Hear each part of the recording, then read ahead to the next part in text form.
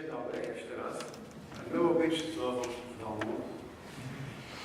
Chciałem mówić po polsku, ale przy waszym angielskim to nie jest dobry pomysł. Więc po angielsku.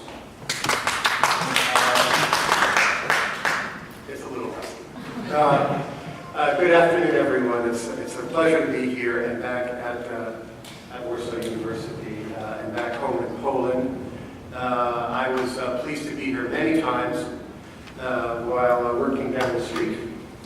And I checked my email, and it tells me that my most recent visit here was about 5 years ago, before many of the students here would have been enrolled. But I said then, as I say now, in particular, I'll speak to my friends at the American Studies Center and its director, Professor Szklarski, how much I admire the work of the American Studies Center, which is on the cutting edge of the field, and which has produced a large number of outstanding graduates, several of whom were my colleagues at the U.S. Embassy, and a number of whom I saw just yesterday, including one we saw today over lunch. And Ms. Lafayette, thank you very much for joining us and for your terrific work as a cultural attaché here. You probably don't know that as an undergraduate, I was myself a Russian language student who also had a major in American Studies. And at that time, still in the depths of the Cold War, it was hard to imagine a combination of studies that would have been better suited to my future career. It gave me both the historical, cultural, and linguistic skills I needed to do my job, not only as ambassador, but now as dean. It's very appropriate to talk to all of you in American Studies because that's the core of what you all do. Interdisciplinary learning, liberal learning, multidisciplinary learning, learning about culture and society in a deep way. It's an important and transferable skill.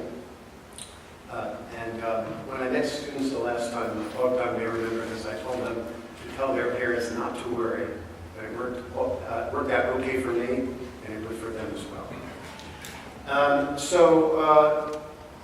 My job today is to introduce a colleague of mine from Indiana University, and I will do so in a minute.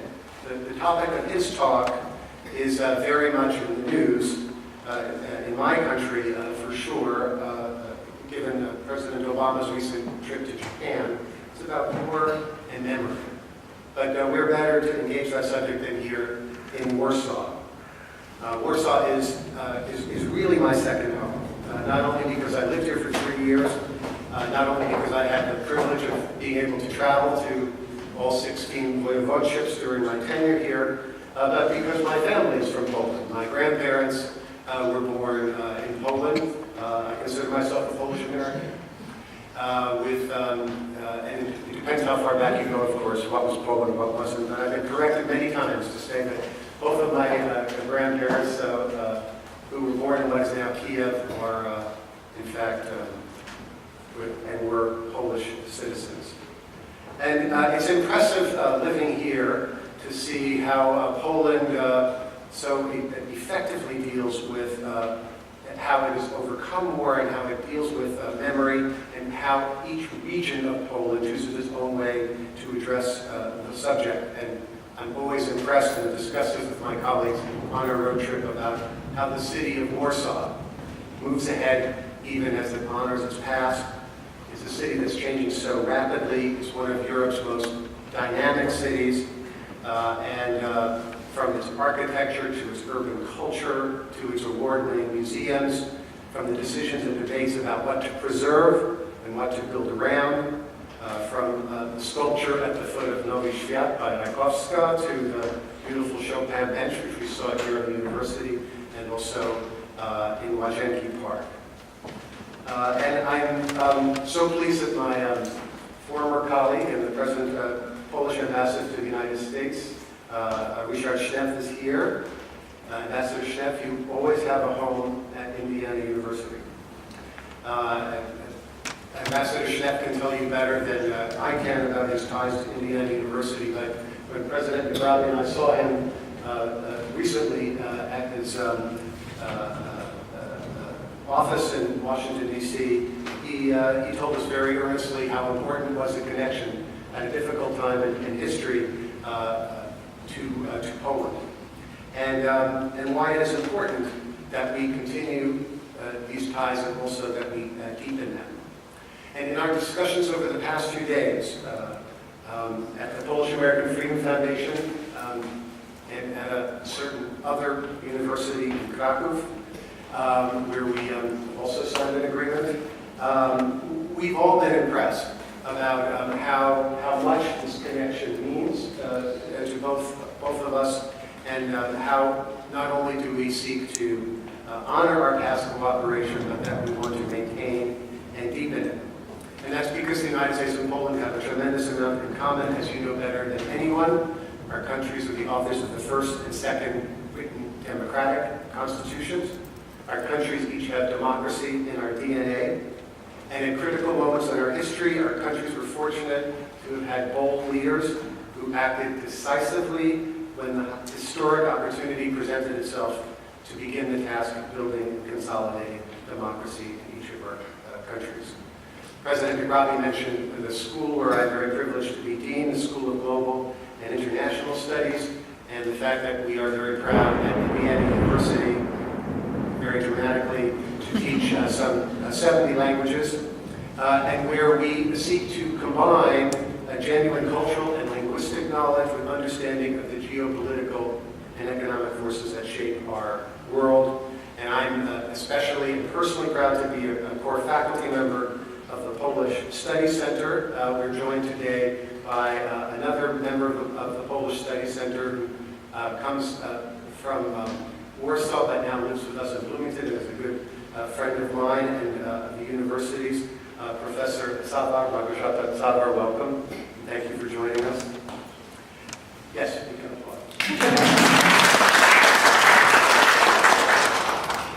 And again, I want to thank you and congratulate you for the terrific work you do. So it's now my pleasure to introduce our keynote speaker, Dr. John Bodner, who's right there. Dr. Bodner is a distinguished member of our faculty and Chancellor's Professor in the Department of History at our flagship campus in Bloomington. His research focuses on 20th century America in general and on issues of war and memory in particular. He's at work on a project on virtue and violence, remembering World War II in American culture. His range of teaching is wide. He teaches 20th century political culture in the United States. His courses at IU include a survey of U.S. history since the Civil War, a seminar on the 1940s, and a course on Elvis, Dylan, and post-war America. And I hope you let me audit that one. He's a recipient of the Guggenheim Fellowship. He's been a fellow at the Center for the Advanced Study in Behavioral Sciences at Stanford. And he is the inaugural lecturer of the Krzysztof Michałek Memorial Lecture in American Studies. And before I ask you to join me in welcoming Professor Bodner, let me just say a word about Professor Michałek, who was a beloved professor in both our institutions. And it is fitting that we have established a lecture in his name to mark the 40th year of our collaboration. So I'm privileged and pleased that in the presence of the rector and vice rector, President McRobbie, and our traveling team from Indiana, and in front of all of you, to ask you to join me, please, in welcoming Professor John Bodner.